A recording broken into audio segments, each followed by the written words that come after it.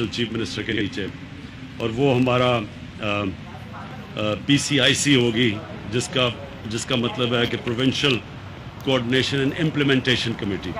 उसका मतलब ये है कि जो भी हम अब फैसले करेंगे उनकी इम्प्लीमेंटेशन के ऊपर एक मुसलसल कमेटी चलेगी। इसमें सब स्टेक होल्डर्स होंगे और पाकिस्तानी फ़ौज का इसमें बहुत बड़ा रोल है, क्योंकि ये जो सफाई करनी है और ये जो फ्लड्स के अंदर इनकी बहुत बड़ी हमें हेल्प की ज़रूरत होगी। ये भी मैं आपको बता दूं कि दुनिया में जब भी इस तरह के फ्लड्स आते हैं और कैलेमिटीज होती हैं तो आर्मी हमेशा सामने आती है, वो सबसे ऑर्गेनाइज्ड होती है, उसमें सबसे ज़्यादा कैपेबिलिटी होती है। तो ये सब अब जो फैसले होंगे ये इम्प्लीमेंट करेगी हमारी जो PCIC है। कराची के लिए जो पैकेज लेके आए हैं वो एक तारीखी पैकेज है। 1100 अरब रुपए का पैकेज लेके आए हैं। इसमें प्रोविंशियल गवर्नमेंट भी पूल कर रही है और फेडरल गवर्नमेंट भी। तो मिल के जो हमारा टोटल पैकेज है वो है 1100 अरब रुपया। इसमें हम करेंगे क्या क्या चीज़ें, जो बड़ी बड़ी चीज़ें मैं आपके सामने रखना चाहता हूँ। जो एक सबसे बड़ा कराची वालों का मसला पानी का मसला है और वो बड़ी देर से चला आ रहा है और उसको अब हमने फैसला किया है मिल के प्रोविंशियल गवर्नमेंट उसका एक हिस्सा लेगी, फेडरल गवर्नमेंट एक हिस्सा लेगी K4 का। और जल्दी से जल्दी हमारी कोशिश है कि हम अब इसको ये जो पानी का मसला है ये हम डिस्कस ही कर रहे थे कि कोशिश हमारी ये है कि अगले 3 साल तक ये परमानेंटली कराची का पानी का मसला हल हो जाए। दूसरा इशू नालों का है। नालों के अंदर इंक्रोचमेंट्स हुई हैं, लोग बसे हुए हैं। तो ये भी हमने फैसला किया कि जो हमारी NDA में है वो नाले साफ़ करेगी और वो कर रही है, अभी भी शुरू कर रही है। और जो लोग डिस्प्लेस होंगे सबसे ज़्यादा ये बड़े वो लोग हैं जो कि गरीब तरीन लोग हैं। तो इनकी हमने सिंध गवर्नमेंट और सिंध गवर्नमेंट ने ज़िम्मेदारी लिया इनकी सेटलमेंट की और फेडरल गवर्नमेंट ऑब्वियसली नाले साफ़ कर रही है। तो ये सेकंड चीज़ है। तीसरी चीज़ सीवरेज सिस्टम है। ये भी एक कराची का बहुत बड़ा इशू है। तो सीवरेज सिस्टम के ऊपर भी आज फैसला हुआ है कि ये जो हम 1100 अरब रुपए का पैकेज दे रहे हैं इसमें सीवरेज सिस्टम का भी पूरी तरह टैकल किया जाएगा। फिर जो सॉलिड वेस्ट है ये एक बहुत बड़ा इशू है, जिस तरह आप सब जानते हैं कराची में। तो इसके ऊपर भी अब फैसला हो गया है कि ये इसी 1100 अरब रुपए में कराची के जो सॉलिड वेस्ट का इशू है ये भी एक ही दफ़ा हम अब इसको टैकल करें और इसका पूरा एक सिस्टम बनाएं। ट्रांसपोर्ट, कराची का ट्रांसपोर्ट का इशू है जिसमें जो कराची सर्कुलर रेलवे है ये इसके ऊपर भी अब हमारा फैसला हो गया कि हम अब कराची का जो सर्कुलर रेलवे है ये भी हम इसी पैकेज के अंदर कंप्लीट करेंगे।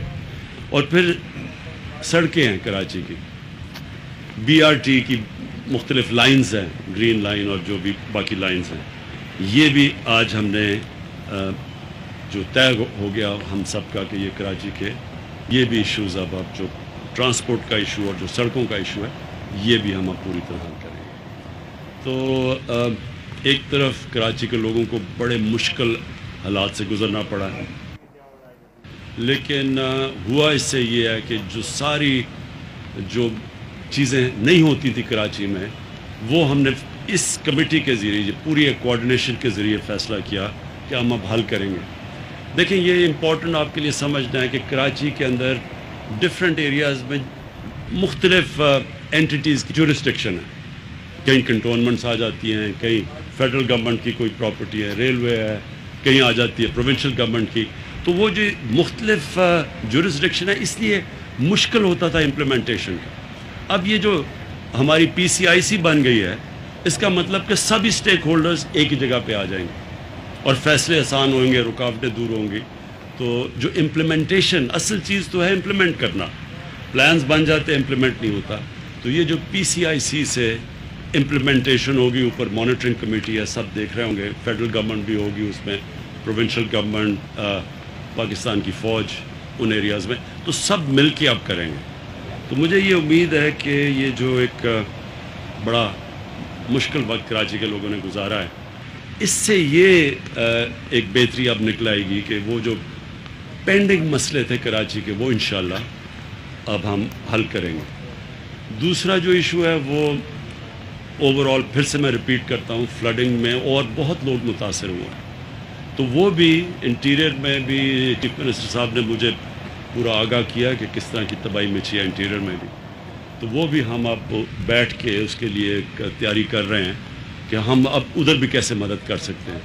बलूचिस्तान जो है वो भी मेरी उनसे जाम कमाल से पिछले दिनों में बात हुई थी, वहाँ भी कई एरियाज़ के अंदर बड़े लोग मुश्किल में पड़े हुए हैं, तो उधर भी बलूचिस्तान भी है और केपी के इलाकों के अंदर, वहाँ भी सुबह स्वात के अंदर और चित्राल में भी हाई फ्लड आए हुए हैं। हमें अल्लाह ने इस साल ये मुश्किल इम्तिहानों में डाला, जिस तरह मैंने कहा कोरोना का बहुत बड़ा इम्तिहान था।